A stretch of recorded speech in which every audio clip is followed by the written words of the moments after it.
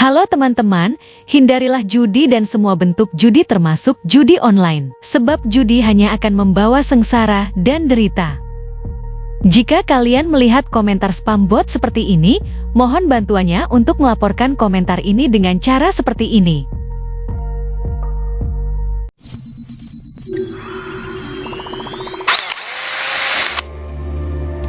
Assalamualaikum warahmatullahi wabarakatuh. Selamat datang kembali di Rio Hotspot Channel. Buat kalian yang minta kami bahas soal katanya Piala Dunia tandingan yang akan digelar oleh Rusia, nanti ya kami akan bahas secara selengkapnya. Itu kan soalnya baru sebatas rumor ya. Kita akan coba bahas yang udah pasti aja, yakni soal FIFA Series 2026. Apa itu FIFA Series 2026? Jadi FIFA Series 2026 ini adalah sebuah ajang turnamen yang digelar 2 tahun sekali yang akan mempertemukan tim-tim dari konfederasi yang berbeda. Nah, di dunia ini ada 6 konfederasi ya, yakni AFC, UEFA, CAF-nya Afrika, CONCACAF Amerika Latin dan Utara, CONMEBOL Amerika Serikat dan Amerika Selatan, OFC Oceania ya. Jadi nantinya 6 konfederasi ini akan mengirimkan perwakilannya ya ke ajang FIFA Series 2026. Total pesertanya adalah 32 negara yang dibagi 8 grup. Jadi masing-masing grup itu akan diisi 4 tim. FIFA Series ini rencananya akan digelar pada Maret 2026 dengan 8 tuan rumah alias 8 grup ya. Jadi masing-masing grup itu adalah setiap tuan rumahnya. Tuan rumahnya adalah Indonesia, Australia, Azerbaijan, Kazakhstan, Mauritius, Puerto Rico, Rwanda, dan Uzbekistan. Nah mungkin ada yang bertanya lah, kenapa kok nggak ada negara-negara Eropa yang jadi tuan rumah peserta atau tuan rumah FIFA Series ini? Karena menurut FIFA Series ini memang dikhususkan untuk mengangkat sepak bola di negara-negara yang kurang maju. Sementara kalau Eropa kan rata-rata memang udah maju ya. Nah, untuk negara-negara mana saja nih yang ikut turnamen ini belum ditentukan. Cuma baru 8 tim itu aja yang udah pasti ikut turnamen ini ya. Lalu apakah FIFA Series ini ada poin FIFA-nya? Tentu saja, sebab yang namanya gelaran dibikin oleh FIFA udah pasti ada poin FIFA-nya. Bahkan turnamen ini katanya sih setara nih poinnya dengan kualifikasi Piala Dunia atau Euro yang nilainya itu A ya. Beda dengan Piala Dunia. Kalau Piala Dunia kan nilainya itu A+ ya. Nah, kalau ini digelar bulan Maret 2026, apakah kalian akan antusias nih nonton FIFA Series ini? Nah, FIFA sendiri kenapa membuat atau menyusun agenda FIFA Series ini? Katanya sih ini buat apa ya? Buat tandingan, mengantisipasi ajang yang akan dibikin oleh Rusia, ini Piala Dunia tandingan nih. Makanya FIFA ini nggak mau nih kalau misalnya Rusia bikin turnamen itu nantinya ya kan ini gelarnya mirip-mirip dengan Piala Dunia kan, waktunya pun hampir-hampir berdekatan dengan Piala Dunia. Takutnya FIFA ini ketakutan nih mengantisipasi kalau nanti penontonnya itu justru akan lebih banyak menonton ajang yang digelar oleh FIFA, bukan malah banyakan nonton Piala Dunia. Karena FIFA tahu seandainya saja Indonesia ikutan ajang yang digelar oleh Rusia, otomatis penonton Indonesia itu akan fokusnya ke ajang yang dibikin oleh Rusia, bukan Piala Dunia. Karena FIFA tahu penonton di Indonesia itu salah satu yang terbanyak di dunia. Nah ini kan kocak ya. FIFA tahu keuntungan mereka sangat besar dari penonton Indonesia. Lah kenapa ketika Indonesia dicurangi di kualifikasi Piala Dunia mereka diem-diem aja? Apa karena silau gitu dari duit dari negara tim-tim Timur Tengah? Mirip ya dengan kelakuan dari federasi kita saat ini ya. Mereka maunya untung terus, tapi ya ketika timnasnya melempem mereka nggak mau disalahin gitu kan. Nah, soal bicara nanti apakah Indonesia akan ikut ajang yang mana nih? Apakah FIFA Series sudah pasti ikut ya? Ataukah ikutan ajang di Rusia? Ya kami nggak tahu nih. Kalaupun nantinya akan rame atau enggak, kami pun nggak bisa menjamin ya. Tergantung bagaimana nanti pelatih timnas Indonesia selanjutnya. Kalau misalnya pelatihnya masih yang aneh-aneh kayak kemarin ya, kami pikir jangan harap deh timnas Indonesia akan rame seperti dulu lagi zamannya Sintayong kali ya.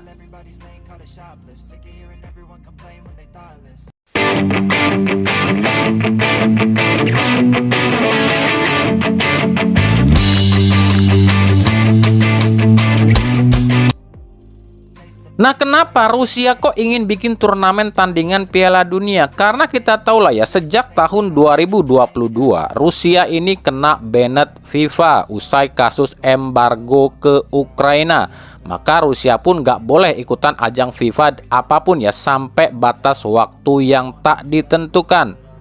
Nah, ajang tandingan yang akan digelar di Rusia ini, kabarnya sih sejauh ini baru ada 10 negara yang diajakin ikut turnamen ini, yakni Serbia, Yunani, Chili, Peru, Venezuela, Nigeria, Kamerun, Armenia, dan Cina.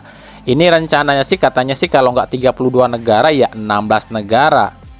Pertanyaan besarnya adalah apakah ketika negara-negara lain ikutan ajang ini akan disanksi sama FIFA atau enggak? Karena kan kita sama-sama tahu FIFA itu sensian. Sama tuh kayak PSSI yang sekarang, sensian banget. Dikit-dikit somasi, dikit-dikit laporin, ada. Lanjut, buat akun harian Borneo FC, aneh cuma kasih saran aja ya Cil ya. Daripada ente nyinyirin tim lain, ya mending ente ngaca. Ngaca. Kalau ngaca di sumur, biar kalau kaget nyemplung. Situ nyinyirin Persib saat lawan kemarin ya, lawan Dewa United. Bilangnya skuad udah mewah, mau menang harus dikasih penalti. Kocak. Inilah ya buat kalian nih, contoh peribahasa, semut di seberang lautan kelihatan. Nah, borok sendiri di depan mata, nggak diliatin tuh. Buat harian Borneo FC, emang lu nggak nyadar tim lu sendiri Borneo FC nangkring di puncak klasemen lantaran apa? Kalau nggak dibantuin sama yang wasit dan juga PT LIB. Udah banyak videonya kejanggalannya tiap laga Borneo FC. Yang paling terbaru lawan Madura ini full kontroversi. Kelihatan banget kok ini Borneo dibantuin wasitnya. Pertama kayak Hirose udah kena kartu kuning pertama, lakukan tackle keras lagi, tapi nggak kena kartu kuning kedua, apa itu nggak dibantuin? Yang kedua, Nadeo Argawinata melanggar Aji Kusuma di kotak penalti. Ini benar-benar dalam aturan FIFA namanya dogso dan wajib kartu merah, tapi nggak dikasih kartu tuh. Belum lagi supporter kalian, supporter Borneo itu kocak. Bus pemain Madura baru datang ke stadion aja udah diteror, ngatain supporter tim lain kampungan, biang rusuh lah. Kalian gitu juga. Apa karena kalian ngerasa dilindungin sama Komdis dan PSSI dan LIB gitu, terus kalian bisa jumawa? Kalian mikirnya gini, alah tenang aja, kita mah bikin rusuh juga nggak bakalan kena denda. Emangnya encip, rasain lu, ribut dikit aja udah didenda gitu. Kocak lu Cil, tim dibantuin sama Komdis dan LIB aja, lu banggain, malah nyinyirin tim lain. Kami pribadi nggak perlu jelasin lagi ya, ada motif apa di balik laga ini. Kalian udah tahu lah ya, kan kami udah bersungai-sungai alias berkali-kali bilang, rencana orang-orang busuk di atas sana musim ini tuh yang akan mewakili Indonesia ke Asia adalah duo oren. Jadi kalau terjadi hal-hal yang kontroversi di setiap pertandingan dua tim oren ini, yang nggak usah kaget. Karena inilah wujud asli sepak bola kita, wajah asli para pembina ataupun pengelola sepak bola kita. Selama ada yang namanya PSSI dan LIB, maka akan terus seperti ini. Contoh aja nih, salah satu akun yang namanya Forum Wasit mengomentari soal kejadian Nadeo, malah bilang hal yang lucu. Baca sendiri deh komentar di akun Instagramnya Forum Wasit ya. Yang aneh buat kami adalah kenapa ya kok orang-orang zaman sekarang itu ini seolah-olah nggak mau loh menyatakan hal kebenaran. Apakah ini tanda-tanda akhir zaman? Kenapa sih kalian tuh nggak jujur aja gitu loh? Yang salah ya bilang salah, yang benar ya bilang benar. Kan Nadeo itu kasusnya emang dogso. Dogso itu menghalangi lawan untuk mencetak gol dengan cara yang tidak baik ataupun dengan cara ilegal. Dan dalam aturan FIFA hukumannya jelas, apalagi di kotak penalti nggak ada ampun, itu langsung kartu merah. Tapi ya apa sih negara ini yang nggak kontroversi? Negara ini mah kalau nggak kontroversi ya nggak seru katanya. Wong dari pemerintahan atasnya udah kontroversi, gimana yang bawahnya gitu. Lalu juga buat supporter-supporter lain nih ya inilah yang sering kami bilang, kalian itu terlalu sibuk nyinyirin kesalahan orang lain, kesalahan tim lain, kesalahan supporter lain, tapi kesalahan kalian sendiri malah kalian lakukan. Contoh, supporter Borneo bilang, alah supporter Persib gak tahu sopan santun, namu aja ribut mulu. Lah kalian sendiri gak hormat sama tamu, tamu baru datang aja udah kalian teror. Kemudian supporter Melon bilang ngeledekin supporter Persib, kalau namu itu yang sopan. Alah kalian di kandang aja ribut. Lah kalian gimana? Tamu baru datang aja udah kalian ejekin. Terus juga di stadion kalian juga gebuk-gebukan tuh. Lalu supporter tim Jeruk ngeledekin kandang Persib, katanya Bandung lautan air waktu banjir itu ya. Nah sekarang kalian rasain sendiri kan, udahnya kagak punya kandang, giliran nyewa stadion orang udah kayak kolam renang. Kan berkali-kali kami ingatkan, kita hidup di dunia itu cuma karena apa? Cuma karena dikasih nyawa sama Tuhan. Lah buat apa Tuhan itu ngasih nyawa buat kita? Buat beribadah sama Dia. Lah kalian malah hujat ciptaan Tuhan, malah nyebarkan kebencian dan permusuhan. Dan kalian harus tahu, Tuhan itu paling benci dengan yang namanya kesombongan, kecongkakan, hujatan, dan hinaan. Tuhan yang maha sempurna aja nggak pernah tuh sombong, nggak pernah congkak, dan nggak pernah ngehujat. Ya akhirnya apa? Karena kalian ngelakuin hal seperti itu, dibalikin kan sama Tuhan. Akhirnya kalian ngerasain sendiri kan. Tapi ya susah ngomongin orang-orang yang kayak gini, IQ-nya semakin rendah. Udah hampir kayak gorila IQ-nya. Bukan kami mengada-ada loh ya. Dalam sebuah penelitian, IQ orang Indonesia itu udah turun nih, nggak lagi di atas 100, tapi udah hampir nyampe 76. Gila, 76 loh. 6 poin lagi tuh berbeda selisih dengan IQ-nya gorila loh. Pantesan aja barbar semua. Jadi saran kami, daripada kalian sibuk ngurusin dapur orang, mending urusin dapur sendiri. Daripada sibuk nyinyirin orang, daripada sibuk nyinyirin tim lain, koreksi tim sendiri. Nah ini mah kebalik sih, nyinyirin tim lain paling kencang, giliran timnya bobrok, nyalain orang. Aduh, katro. Dari Persebaya, nah kan apa yang kami bilang, Edu Perez dicopot juga kan. Kan kami udah bilang, nyawa Edu Perez itu cuma di laga selanjutnya. Kalau Jong ya out, apalagi Jongnya lawan Arema, yang kata supporternya sih katanya support tim rival. Tim rival itu harus dibasmi. Ya udah, akhirnya Edu pun out. Penggantinya, ya kalian udah tahu lah, kami udah pernah bahas. Persebaya katanya udah deal nih, dapatkan pelatih ex pelatih PSM Makassar Bernardo Tavares. Lagian lucu aja sih dari awal juga. Kalian supporter Persebaya, daripada ngurusin klub lain, supporter lain, mending tegur tuh manajemen kalian. Lah kocak aja manajemen Persebaya, pelatih kiper dipakai buat melatih utama klub. Ya gimana bisa bagus? Mau disuruh jadi kiper semua tuh pemain Persebaya? Kan kocak. Ini kocak, manajemen kocak, supporter kocak. Dari Persib, kemarin udah dibatasin tuh kuota supporter lawan LCS cuma 120 orang. Sekarang tambah dibikin riuh lagi nih. Yang pertama katanya, supporter tim tamu dilarang gunakan warna jersey atau atribut tim tamu. Cuma penonton yang pakai jersey LCS dan pakai baju netral aja yang boleh masuk ke stadion. Yang kedua, siapapun yang berada di area tribun itu nggak boleh ngedukung tim tamu.